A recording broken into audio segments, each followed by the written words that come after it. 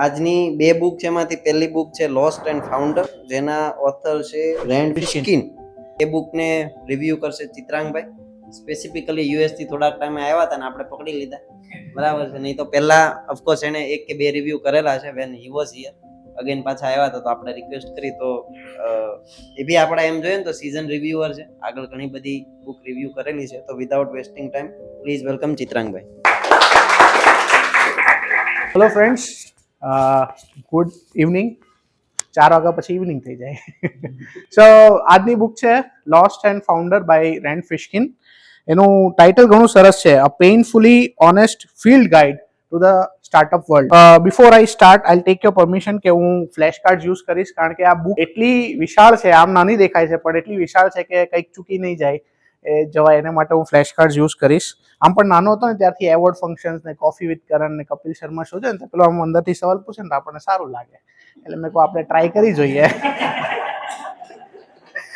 ને બીજો કોઈ રસ્તો નથી, કારણ કે આ ફ્લેશ કાર્ડ નહીં હોય તો અડધું તો ચૂકી જવાશે. Anyways, so author is Rand Fishkin. એ મોઝ સોફ્ટવેર, જે એસઈઓ નું સોફ્ટવેર છે, માર્કેટિંગ કંપનીઝ માટે બનાવેલું છે, તેના ફાઉન્ડર છે. ઓકે, બિફોર દેટ આગળ વધતા પહેલા ગુજરાતી, હિન્દી, ઇંગ્લિશ બધું ચાલશે ને, એટલે હું થોડું મિક્સ કરીશ, બરાબર? કંઈ વાંધો હોય, કંઈ નહીં સમજ પડે તો પૂછી લેજો. સો મોઝ એક એસઈઓ સોફ્ટવેર છે, માર્કેટિંગ માટે યુઝ થાય છે, અને એના ફાઉન્ડર છે. એ કોલેજ ડ્રોપ આઉટ છે, પણ એમણે બુકમાં લખ્યું છે કે ફાઉન્ડર હોવા માટે કોલેજ ડ્રોપ આઉટ હોવું જરૂરી નથી. એમના પર્સનલ રીઝનને લીધે એમણે કોલેજ ડ્રોપ કરવી પડેલી. અને 2001માં એમણે એમની મધર છે જિલિયન, તેમને જોઈન કર્યા. એમની મધરની માર્કેટિંગ કન્સલ્ટન્સી ફર્મ હતી, જે નાની કંપનીઝ માટે લોગો ડિઝાઇનિંગ ને યલો પેજીસનું ને આ બધું માર્કેટિંગનું કામ સંભાળતા હતા. તો એમની સાથે જોઈન થઈને 2001નો ટાઈમ, એટલે .com બબલનો ટાઈમ, ત્યારે વેબસાઇટ બનાવવાનું ને એનું ચલણ ઘણું હતું. તો એમની સાથે એમને નાની બિઝનેસીસ માટે વેબસાઇટ્સ ડિઝાઇન કરી આપતા હતા. That is how he started. So this is about the author. Now coming to the book. બુકમાં 17 ચેપ્ટર છે મેઇન, અને 2 સપ્લિમેન્ટરી ચેપ્ટર, એક ઇન્ટ્રોડક્શન અને એક આફ્ટરવર્ડ, મળીને 19 ચેપ્ટર છે.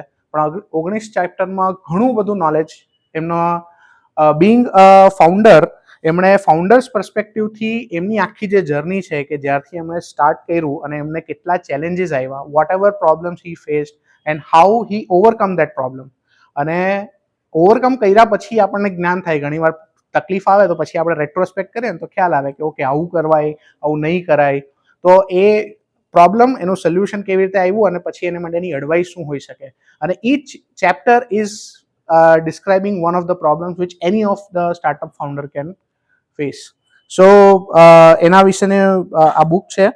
અને ઘણી જગ્યાએ ચેપ્ટરમાં જે એડવાઇસ આપી છે તે કોન્ટ્રાડિક્ટરી પણ છે, જે કન્વેન્શનલ નોર્મ્સ હોય તેનાથી, કે આપણે વાંચ્યા પછી એક અલગ પર્સપેક્ટિવ મળે, કે આપણે એવું વિચારીએ કે એટલે આગળ ચેપ્ટર ડિસ્કસ કરીશું તો ખબર પડશે કે ઘણીવાર અમુક વસ્તુના સોલ્યુશન એવા છે કે જે આપણે વિચારીએ કે નહીં, આ તો ઊંધું નહીં હોવું જોઈએ, બટ એનું એક્સપ્લેનેશન બી ઘણું સારું આપેલું છે. તો એ આપણે દરેક ટોપિકની સાથે જોઈશું કે ક્યાં એ આપેલું છે આમાં. બિકોઝ આ બુક બહુ લાંબી છે, 15-20 મિનિટમાં પતાવવી થોડીક મુશ્કેલ છે. So consider this as a trailer.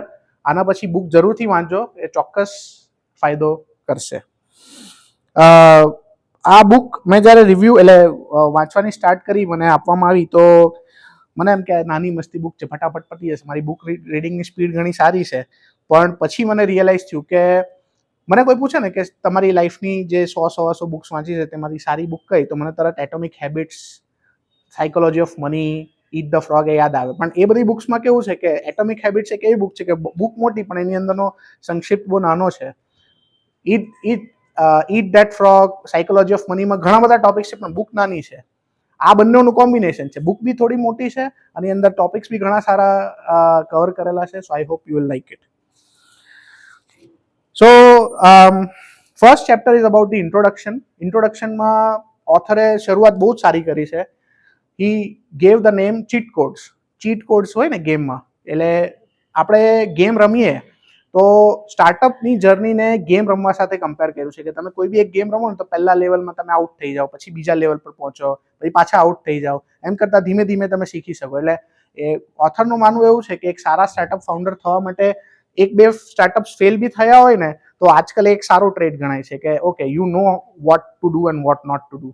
અને એટલે આ બુકને એમણે ચીટ કોડ્સ તરીકે કીધી છે કે તમે જો આ બુક વાંચશો તો તમને એઝ અ સ્ટાર્ટઅપ ફાઉન્ડર શું શું કરી શકાય અને શું શું નહીં કરી શકાય તેના ચીટ કોડ્સ તમને મળી રહેશે.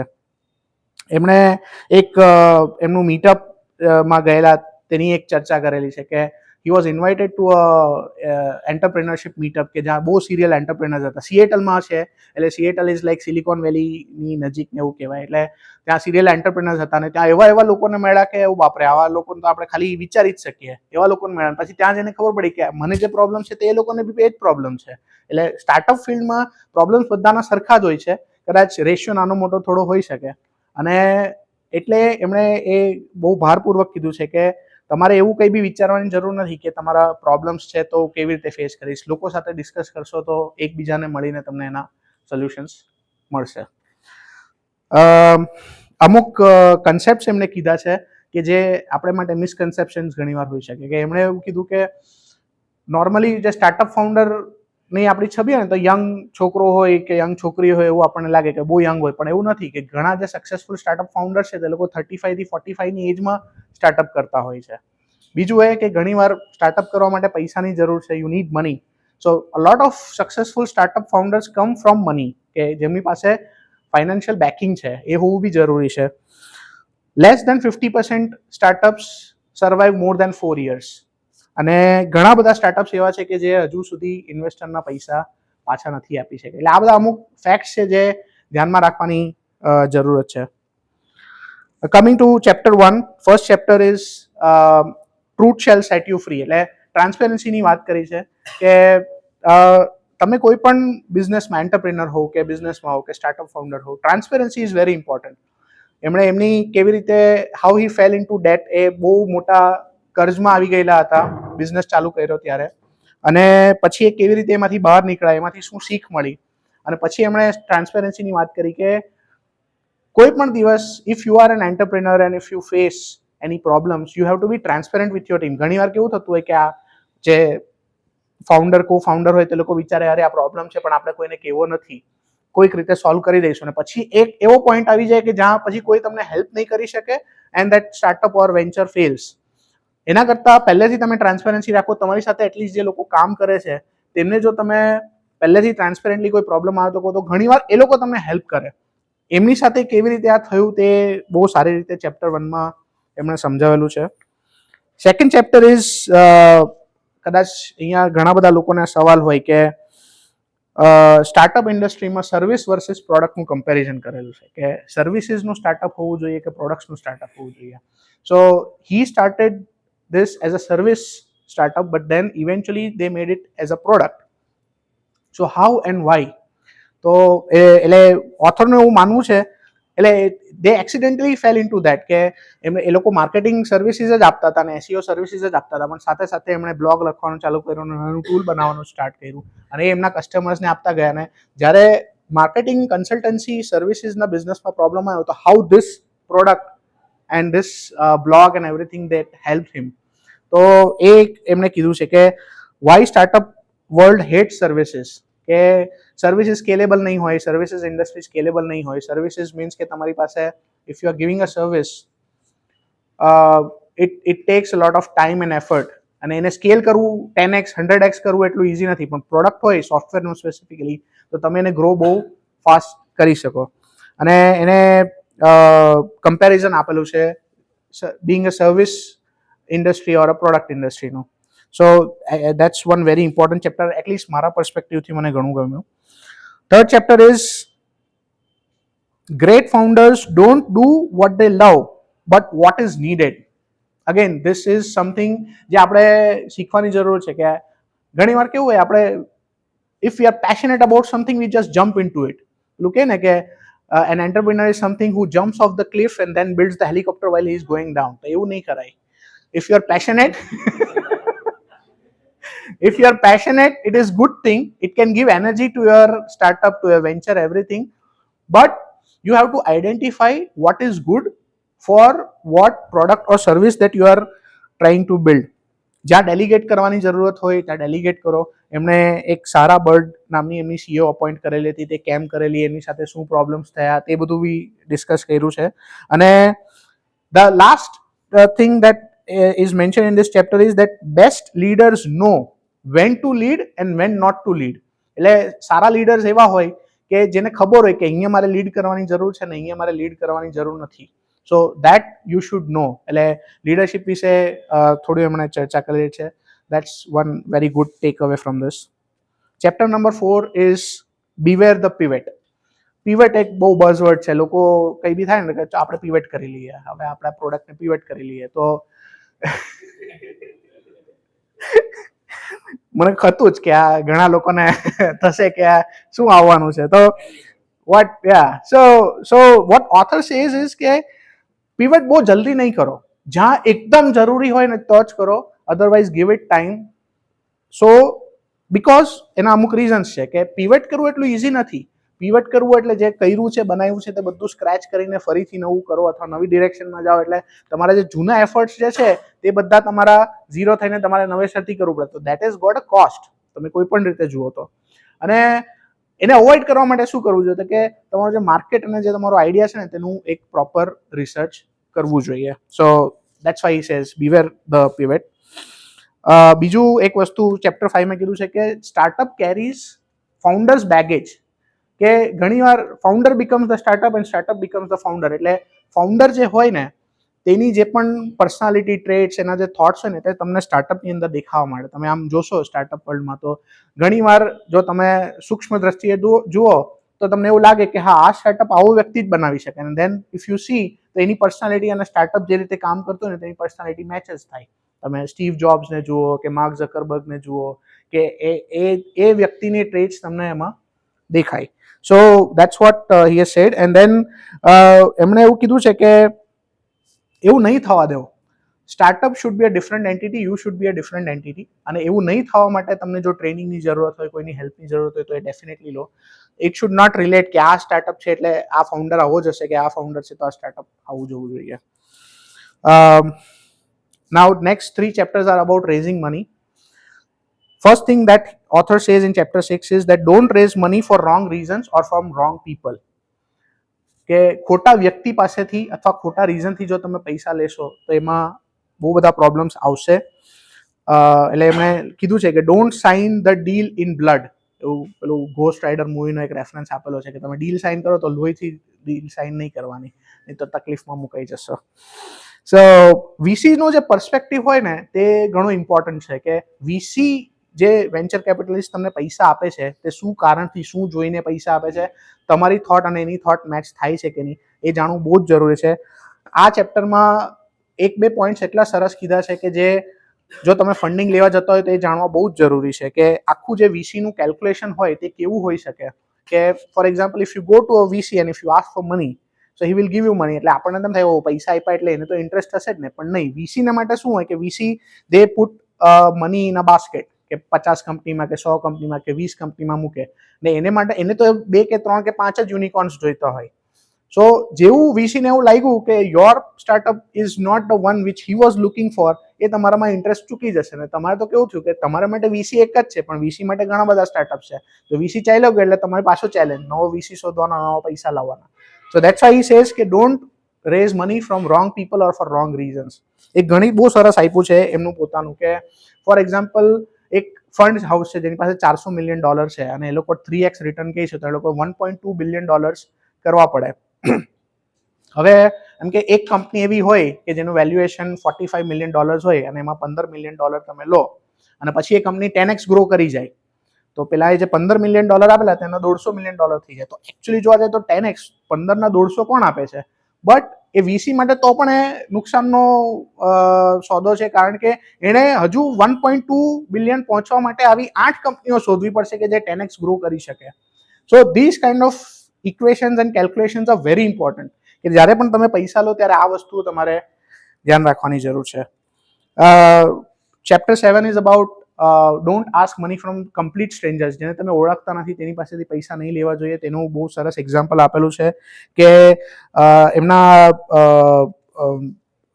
એમણે સપોઝ કે પૈસા માંગો તમે કોઈની બી પાસે અને ત્યારે તમારું કંઈક ચર્ચા કરવામાં કંઈ ભૂલ થઈ જાય કે કંઈ ગેરસમજ થઈ જાય તો being a VC also it's a problem and being a founder also it's a problem કે માર્કેટમાં પછી એવી વાત ફેલાઈ જાય કે ભાઈ આ ફાઉન્ડર તો આવો જ છે. So that can create problem. એટલે for a founder it is very important to know the VC before you ask for money. અને third chapter about funding is કે founding top 5% company may not make you rich. કે એટલે પેલી જે ગણતરી હતી ને તેમાં એવું કીધેલું કે 5% કંપનીઝ એવી હોય કે જે સક્સેસફુલ થાય, 10% કંપનીઝ એવી હોય કે જે 2 to 3 times રિટર્ન આપે, 35% કંપનીઝ એવી હોય કે જે 1 to 2% રિટર્ન આપે, 1 to 2 times રિટર્ન આપે, અને 50% કંપની હોય કે જે આપેલા પૈસા પણ પાછી નથી આપતી. એટલે you always try to become the company which is top 5%, but it may still not make you rich. કેમ? કારણ કે તમે એના રીઝન બહુ સરસ સમજાવેલું છે કે પહેલા તો તમે સ્ટાર્ટઅપ ચાલુ કર્યું એટલે you might have taken pay cuts and you would have invested money, એટલે ત્યારે સ્ટ્રગલ, પણ એક વખત પૈસા આવી જાય ને પછી બી સ્ટ્રગલ હોય. You cannot just bump up your salary, કારણ કે વીસીના પૈસા હોય એટલે એમની પરમિશન લેવાની એન્ડ ઓલ ધોઝ થિંગ્સ. એટલે you need a lot of luck. એટલે એમાં એવું કીધું છે કે you need a lot of sevens in a roulette to win this game. So આ 3 ચેપ્ટર ફંડિંગ માટેના બહુ જ સરસ ડિસ્ક્રાઇબ કર્યા છે. Next is about growth hacks. So what authors thinks is that scalable marketing flywheel is better than growth hacks. એટલે લોકો growth hacks કહે કે આપણે growth hacking શીખવું જોઈએ, growth hacking થી, પણ એમણે એક્ઝામ્પલ આપ્યા છે કે એ લોકો જ્યારે growth hacking કર્યું તો એમને એટલો ફાયદો નહીં થયો, but they have made something called scalable marketing flywheel, કે એક પ્રોસેસ હોય કે સમથિંગ સ્ટાર્ટ્સ, ઓરિજિનેટ્સ, પછી ઓર્ગેનિકલી ગ્રો થઈને એક એનું રિઝલ્ટ મળે, જ્યારે એ થાય ને તો ત્યારે ગ્રોથ બહુ સારું થાય. એ ચેપ્ટર નંબર 9માં એ જે સ્કેલેબલ માર્કેટિંગ ફ્લાયવ્હીલનો એક્ઝામ્પલ આપેલો છે એને પિક્ટોરિયલી બતાવેલું પણ છે, એ ડેફિનેટલી વાંચવું જોઈએ. It's a very good takeaway. Chapter 10 is real value will not help you make money in short term. અને પછી એક બહુ સરસ કોટ લખેલું છે કે they are not your core values if they can be exchanged for money. સો આ ચેપ્ટરમાં ફાઉન્ડરે core વેલ્યુઝની વાત કરી છે કે if you are founding a company then you should have core values, અને એ કોર વેલ્યુઝ કોઈ પણ સિચ્યુએશનમાં કોમ્પ્રોમાઇઝ નહીં થવા જોઈએ, otherwise it can create a lot of problems, તમારું બેઝ હલાવી શકે. અને then he discussed about their core values, તો એને એ લોકો TAGFE કહે છે, TAGFEE, that is transparency, authenticity, generosity, fun, empathy and exception. કે આ એ લોકોના એમના કોર વેલ્યુઝ છે ને એમને સમજાવ્યા કે આ અમારા કોર વેલ્યુઝ છે ને how it helped us. And after that he also explains that values demand vigilance, કે વેલ્યુઝ ખાલી રાખવાથી નહીં પણ એની પાછળ વિજિલન્સ પણ જોઈએ.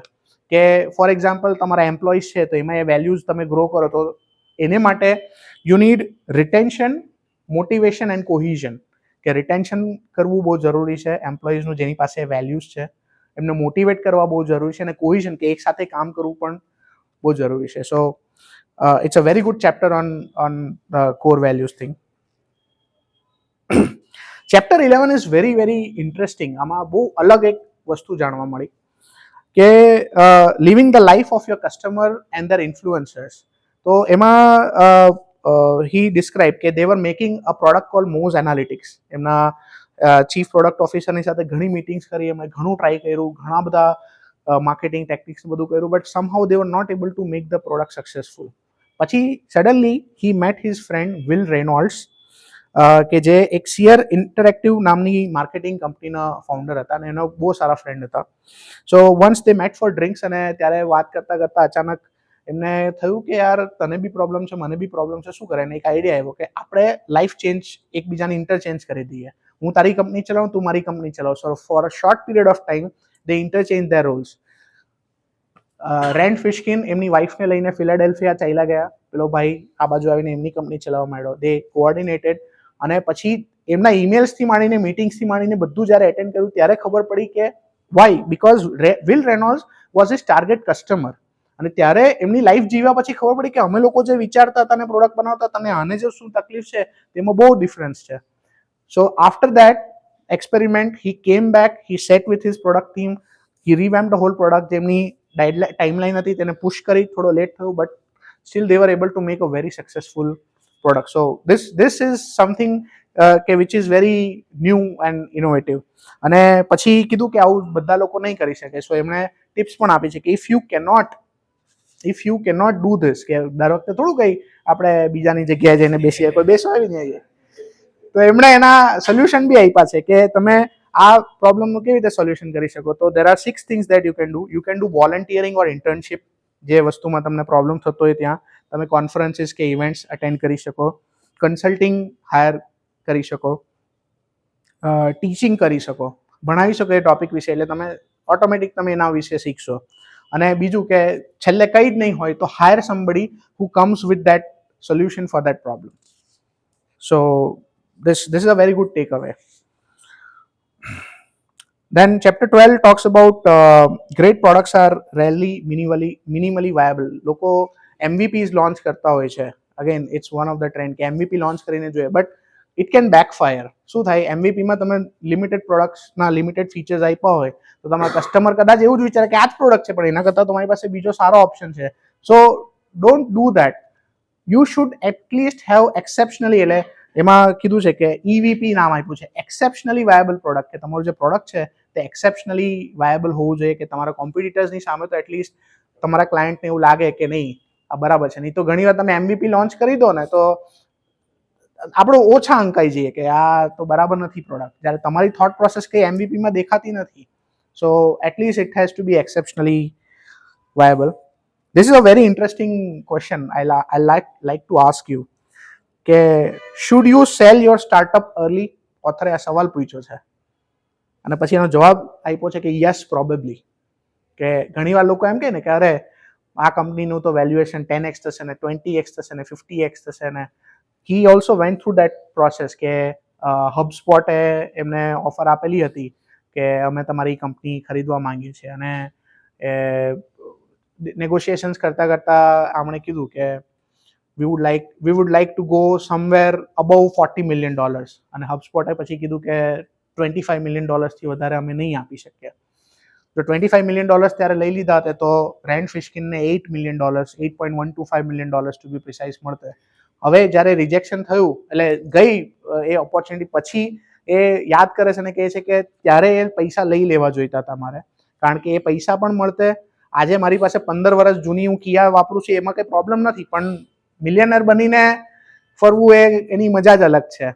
So that's also he says કે વેલ્યુએશનની લાલચમાં કોઈક વખત સારી ઓપોર્ચ્યુનિટી ફાઉન્ડર્સ મિસ કરી જતા હોય છે, તો એ you should not miss. So he repents that, કે કારણ કે પછી HubSpotના IPO આવ્યો ને દેટ બીકેમ, એટલે એનું બી પછી ગ્રોથ ઘણો સારો થયો, તો એના જે સ્ટોક્સ મળતે તેમાંથી એમને ઘણો ફાયદો થઈ શકતો હતો.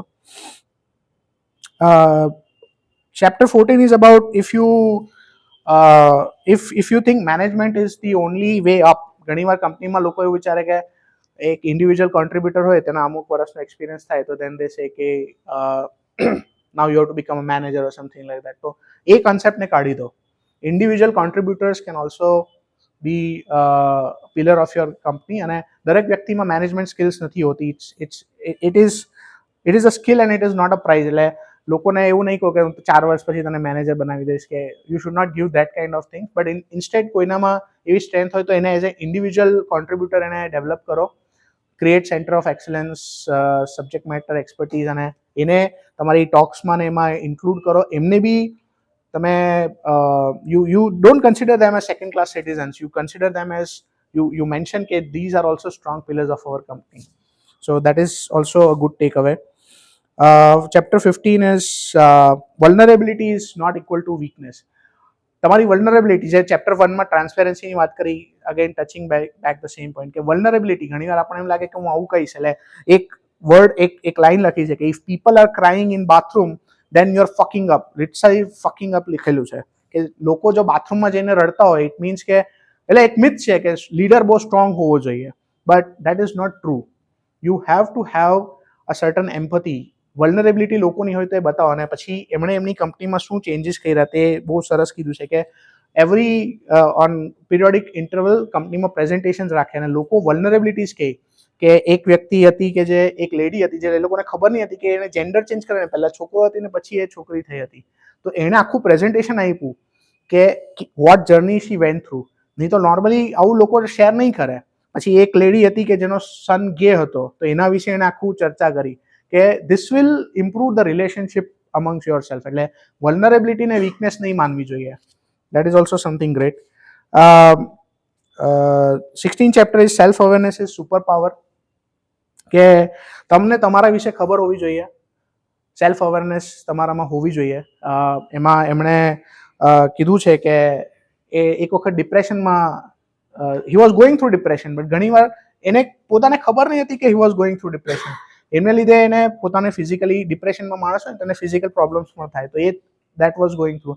અને પછી once he got to so much drunk અને પછી હી ફેડ ઓફ, એટલે અને પછી એને ખ્યાલ આવ્યો કે ઓકે એને ફિઝિકલી અમુક ચેન્જીસ દેખાય અને પછી એને ખબર પડી કે okay I was going through depression and this is how you can come out. So self awareness હોવી બહુ જરૂરી છે. That is one. And the last chapter is focus. So focus એક એવો ચેપ્ટર છે કે જે એટલે એક એવો ટોપિક છે સોરી કે ઘણી બધી બુક્સ લખાઈ છે ફોકસ વિશે, અને ઓથર બી એની પર this is the longest chapter. 17th and the last chapter is the longest chapter of the book. અને એમાં એમણે કીધું, એમણે આખી એની સ્ટોરી કીધી કે એમણે જ્યારે લે ઓફ્સ કરવા પડ્યા ને એ બધું બહુ ડિટેલમાં સમજાયું છે. અને પછી લાસ્ટમાં એમણે કીધું કે આ બધું નહીં થાય તેને માટે શું જરૂર છે, તો કે ફોકસ. તમારો your focus should be on vote values you have, what you want to do. એમાંથી જરાક પણ તમે હાલશો તો શું પ્રોબ્લેમ્સ આવી શકે તેની ચર્ચા કરેલી છે. એન્ડ ધેન ઇટ્સ આફ્ટરવર્ડમાં એમણે ત્યારે એટલે એક સસ્પેન્સ જેવું હતું કે તમે જ્યારે આ બુક વાંચતા હશો ત્યારે મેં ઓલરેડી મોઝ છોડી ચૂક્યો હોઈશ, because he wrote this book after he left Moz. એટલે he still an investor, he still a shareholder, but now he is not governing that. અને પછી એમણે કીધું again in introduction he started with cheat codes and now he also comes back to that topic of cheat codes કે હું હવે એવા cheat codes લખીશ કે જે હું નેક્સ્ટ વેન્ચર મારું ચાલુ કરું તેમાં હું શું ફોલો કરીશ, એના માટે ગાઈડલાઇન છે. તો એમાં એમણે 4 વસ્તુ પર ભાર આપ્યો છે: branding, funding, market validation and document your core beliefs. કે કોર બિલીફ્સ અને બાયસીસ હોય તે ડોક્યુમેન્ટ કરી રાખવા બહુ જરૂરી છે. સો these are the afterward that he wants to share. Now, before concluding this, I would like to make some critical comments about this book. See, હું કોઈ ફાઉન્ડર નથી કે હું કોઈ ઓથર નથી કે જે વ્યક્તિ આટલી બધી સક્સેસ મેળવી હોય ને આટલી બુક લખેલી હોય તેને વિશે કંઈ કહી શકું, બટ હું ન્યાય આપવાની કોશિશ કરીશ. One thing that you should keep in mind is કે આ બુક છે ને તે પ્રી કોવિડ ટાઈમ્સમાં લખવામાં આવેલી છે. કે this book was publish in 2018 and then in 19. એટલે અમુક વસ્તુ કદાચ તમને એવું લાગે કે કોવિડ પછી જે ચેન્જ થઈ ગઈ છે તે એ એસ્પેક્ટ્સ તમને આમાં નહીં દેખાશે. બીજું કે આમાં બહુ જ બધા ફેક્ટ્સ એન્ડ ફિગર્સ છે. So it can take you really deep. Personally I think કે ઘણીવાર બુકમાં બહુ બધી ડિટેલ્સ પણ નહીં હોવી જોઈએ, but that is something that I don't like. એટલે આ મારો પર્સનલ ઓપિનિયન છે. અને બીજું એક કે because this book is written by a technical founder, એમણે એસઈઓ વિશેનું ઘણું બધું લખેલું છે. એટલે this is a non fiction book કે જેને માટે તમારું થોડું ટેકનિકલ બેકગ્રાઉન્ડ હોવું જરૂરી છે. If you don't know about SEO and stuff, it can તમને થોડું તકલીફ પડે સમજવામાં કે શું એક્ઝેક્ટલી કહેવા માંગે છે. અને એક વસ્તુ મને જે આ બુક વાંચતા ફીલ થઈ, ધ લાસ્ટ પોઈન્ટ ઇઝ કે આ બુક ઓથરે લખી છે તો તમે વાંચીને એવું લાગે કે he is trying to justify himself. કે 2001થી લઈને 2018-19 સુધીની એમની જે 20 વર્ષની જર્ની હતી તેમાં એમણે જે ભૂલ કરી, ઘણીવાર લોકોને છે ને તે એવી હિંમત નહીં થાય કે હું ફેસ ટુ ફેસ કોઈને કંઈ સમજાવી શકું, અથવા મોકો પણ નહીં હોય. એટલે sometimes people are comfortable texting instead of speaking. તો એ વસ્તુને એમણે જસ્ટિફાઈ કરવા માટે આ બુક આખી લખી છે કે જે લોકોની સાથે કદાચ કંઈ ચર્ચા નહીં કરી શકે હોય, જો એ બુક વાંચશે તો એમને ખબર પડશે. એટલે સ્પેસિફિકલી મેં પેલું લે ઓફ્સની વાત કરી ને, કે લે ઓફ્સને એટલું ડિટેલમાં સમજાવ્યું છે કે લોકોને એવું લાગે કે તમે લે ઓફ્સ કેમ કર્યા, you are a bad person. But એની સિચ્યુએશન એવી હતી કે એમણે લે ઓફ્સ કરવા પડ્યા. It was not in his control also. He try to stop it but he could not. એવી રીતે આખું બુકમાં તમને ઘણી જગ્યાએ એવું લાગશે કે એમણે જસ્ટિફાઈ કરવાની કોશિશ કરી છે. સો these are few critical comments about the book. I think that's the summary of this book, Lost and Founder. Thank you.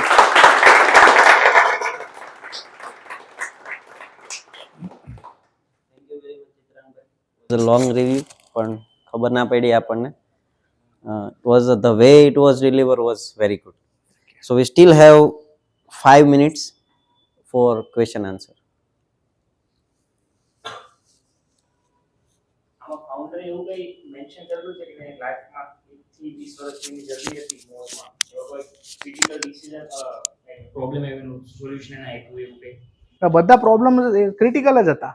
એટલે આમ તમે જુઓ તો સ્પેસિફિકલી વોટ આઈ સેડ કે ફોકસ ચેપ્ટર જે 17 છે તેમાં જે લે ઓફ્સનું જે છે ને તે જો એટલે ફાઉન્ડરનું મગજ તો આપણે નહીં વાંચી શકીએ, બટ આ સ્પેસિફિક ટોપિક જે હિસાબે એમણે ડિસ્ક્રાઇબ કર્યો છે, I think that was the hardest thing that he had to do.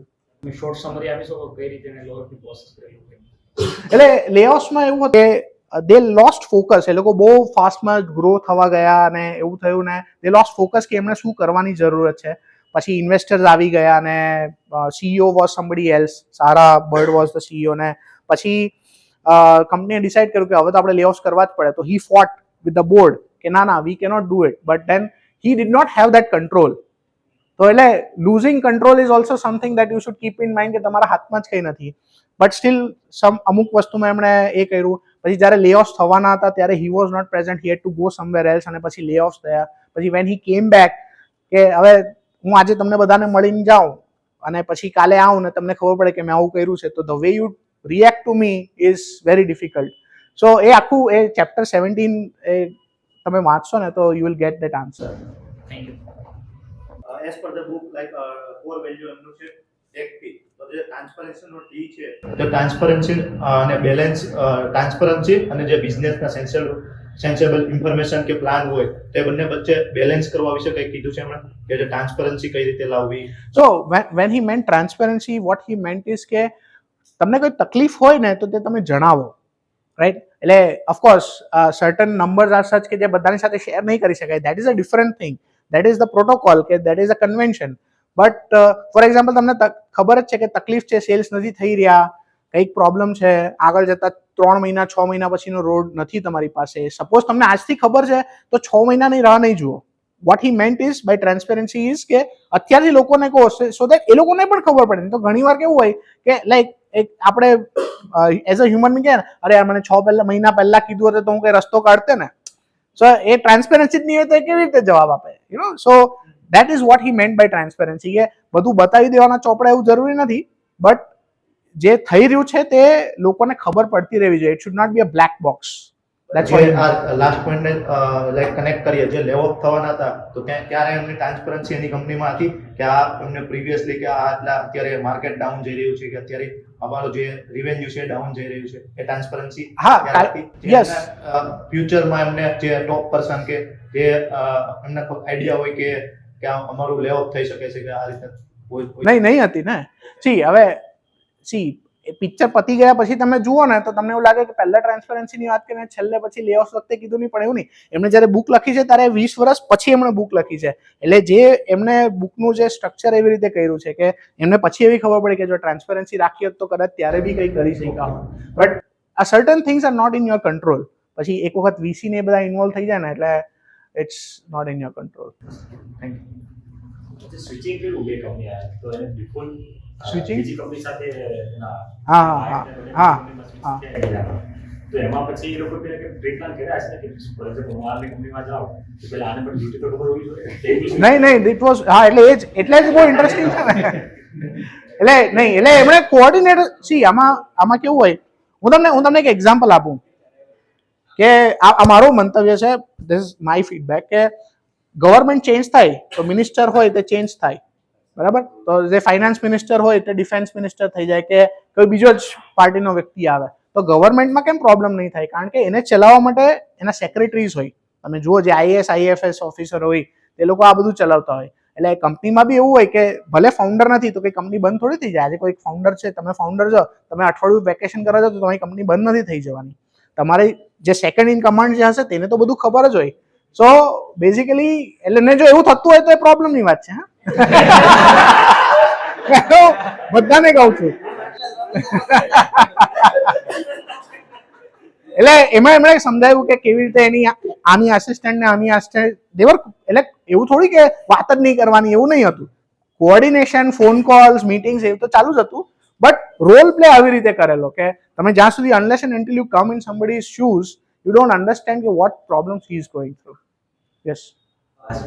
એમાં એવું કીધું છે કે સ્ટાર્ટઅપ અને ફાઉન્ડર બે અલગ છે, તો તે વસ્તુ ઘણી વખત નથી સ્વીકારી શકાતી કે ઓકે એમાં ભેગા થઈ જ જાય, તો તેનાથી બચવા માટે કંઈ કીધું છે સર? ના, maybe I put it in a wrong way. ભેગા તો થઈ જ જવું પડે, નહીં તો ચાલે જ નહીં. હા, પ્રોબ્લેમ એટલે એમણે શું કીધું છે કે તમારી જે એટ્રીબ્યુટ્સ છે તમારા તે પ્રોડક્ટ્સમાં નહીં આવવા જોઈએ. લાઈક ફોર એક્ઝામ્પલ કે કોઈ એક ફાઉન્ડર એવો છે કે જે બહુ ઇમ્પેશન્ટ છે, બરાબર, તો એ પ્રોડક્ટમાં નહીં દેખાવું જોઈએ કે આ ઇમ્પેશન્ટલી પ્રોડક્ટ લોન્ચ થઈ ગઈ. Just an example. તો એનો મતલબ એવો નહીં કે ઇમ્પેશન્ટ માણસે ફાઉન્ડર જ નહીં બનવાનું. ઇમ્પેશન્ટ માણસ ફાઉન્ડર બની શકે, બટ પોતાના ગુણ અંદર બધે હા. દેખાડવાના. કે એ that balance he has to see કે એની જે પોઝિટિવ વસ્તુ છે તે ભલે આવતી, પણ જો કોઈ નેગેટિવ વસ્તુ છે તો એ નહીં આવતી.